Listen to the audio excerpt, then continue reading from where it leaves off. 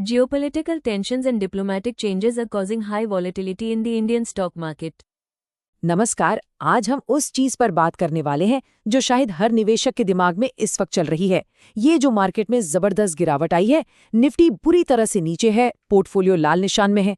तो सवाल ये है कि इस अनिश्चितता के तूफान में एक इन्वेस्टर के तौर पर हम क्या कर सकते हैं। चलिए इसे थोड़ा गहराई से समझते हैं। ये आंकड़े सच कहूं तो थोड़े डराने वाले हैं। निफ्टी करीब 15% नीचे आ गया है, और अगर स्मॉल और मिड कैप फंड्स की बात करें तो वहां तो 20 से 25% तक की गिरावट है। कुछ स्टॉक्स तो 30 से 50% तक टूट चुके हैं। ये एक सीरियस सिचुएशन है, लेकिन घबराने से पहले ये समझना बहुत जरूरी है कि आखिर ये सब हो क्यों रहा है। तो सवाल यही है कि इस भारी उथल पुथल के पीछे वजह क्या है। देखिए, असल में ये किसी एक कारण से नहीं हो रहा, बल्कि ये कई सारे फैक्टर्स का आप कह सकते हैं कॉकटेल है जो एक साथ मिलकर बाजार पर इतना दबाव डाल रहे हैं। सबसे पहले तो हमें थोड़ा जूम आउट करके ग्लोबल स्टेज पर देखना होगा। इस वक्त पूरी दुनिया में कई जगहों पर तनाव का माहौल है। अंतर्राष्ट्रीय संघर्षों का एक ऐसा जाल सा बन गया है जिसका सीधा असर हमारी इकोनॉमी पर पड़ रहा है। अब देखिए, ये घटनाएं शायद सुनने में अलग अलग लगें, लेकिन ये सभी आपस में जुड़ी हुई हैं। रूस की एक धमकी से तेल की कीमतें आसमान छू सकती हैं।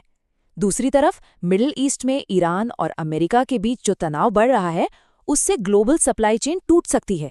ये सब मिलकर दुनिया में एक अस्थिरता का माहौल बना रहे हैं, जिसकी वजह से निवेशक भारत जैसे उभरते बाजारों से पैसा निकाल रहे हैं। इसका सीधा आर्थिक असर देखिए। लाल सागर, जिसे गेट ऑफ टीयर्स भी कहते हैं, दुनिया का एक बहुत जरूरी ट्रेड रूट है। अगर यहाँ कोई रुकावट पाती है तो शिपिंग का खर्चा 20 से 30% तक बढ़ सकता है। और इसका सीधा मतलब क्या हुआ? हमारे लिए बाहर से आने वाला सामान और भी महंगा हो जाएगा और महंगाई बढ़ेगी।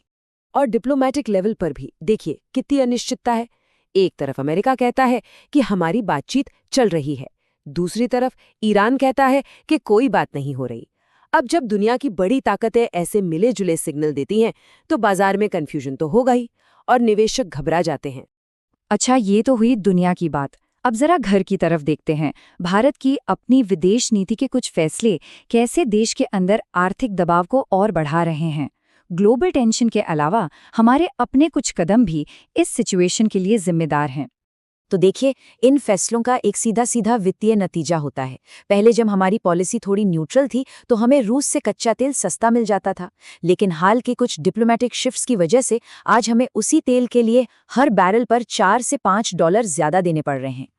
तो कुल मिलाकर भारत की डिप्लोमेटिक स्थिति इस वक्त थोड़ी कॉम्प्लिकेटेड हो गई है। रूस जैसे पुराने दोस्त के साथ रिश्तों में थोड़ी खटास है, ईरान से तनाव है, और पड़ोसियों के साथ भी लगातार टकराव की स्थिति बनी हुई है। ये जो मल्टी फ्रंट प्रेशर है, ये भारत में निवेश के लिए माहौल को थोड़ा नेगेटिव बना रहा है। अब बात करते हैं तीसरे बड़े फैक्टर की, और वो है हमारा अपना आंतरिक आर्थिक दबाव। ये सिर्फ ग्लोबल या डिप्लोमेटिक मामला नहीं है। हमारी अपनी करेंसी और हमारा बाजार भी बहुत ज्यादा दबाव में है। ये आंकड़ा वाकई चिंता की बात है। भारतीय रुपया $1 के मुकाबले 94 का लेवल पार कर चुका है, और डर ये है कि कहीं ये 100 के साइकोलॉजिकल लेवल तक न पहुंच जाए।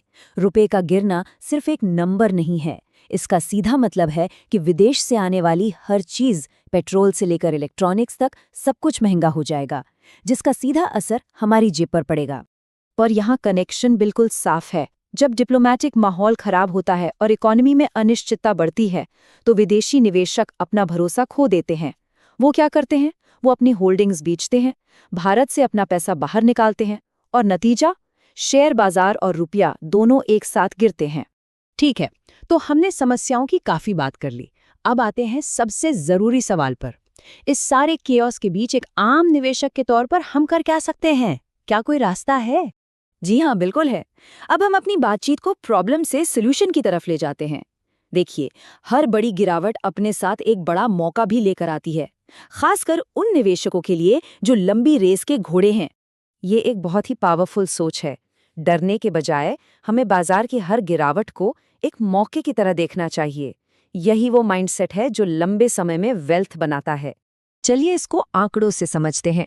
निफ्टी का पीई रेशियो, जो ये बताता है कि बाजार महंगा है या सस्ता, वो अभी 19.6 के आसपास है। आसान भाषा में कहें तो ये अपने ऐतिहासिक औसत से कम है। इसका मतलब ये है कि कई अच्छी कंपनियों के शेयर अभी डिस्काउंट पर मिल रहे हैं। तो स्ट्रैटेजी बहुत सिंपल है, लेकिन बहुत असरदार। पहला कदम, पैनिक में आकर अपनी मेहनत की कमाई को लॉस में मत बेचिए, शांत रहिए। दूसरा कदम, इस गिरावट का फायदा उठाइए। एक साथ सारा पैसा लगाने की बजाय हर गिरावट पर थोड़ा थोड़ा निवेश कीजिए। अगर आपकी एसआईपी चल रही है तो उसे चलने दीजिए, बल्कि हो सके तो टॉप अप करने के बारे में सोचिए। इसे एवरेजिंग डाउन कहते हैं, जिससे आपकी ओवरऑल खरीद की लागत कम हो जाती है। और ये याद रखना बहुत ज़रूरी है कि ऐसा पहली बार नहीं हो रहा है। इतिहास उठाकर देख लीजिए, बाजार में हर 3 से 5 साल में इस तरह के साइकिल आते हैं और चले जाते हैं। और यही वो समय होता है जब स्मार्ट और धैर्यवान निवेशक सबसे ज़्यादा पैसा बनाते हैं। तो आखिर में सवाल यही है, क्या हम इस मौजूदा हालात को एक चेतावनी की तरह देखें और डर कर बैठ जाएं, या फिर इसे एक गाइड की तरह इस्तेमाल करें, इतिहास से सीखें और एक लंबी अवधि का रणनीतिक नजरिया अपनाएं। चुनाव पूरी तरह से हमारा है।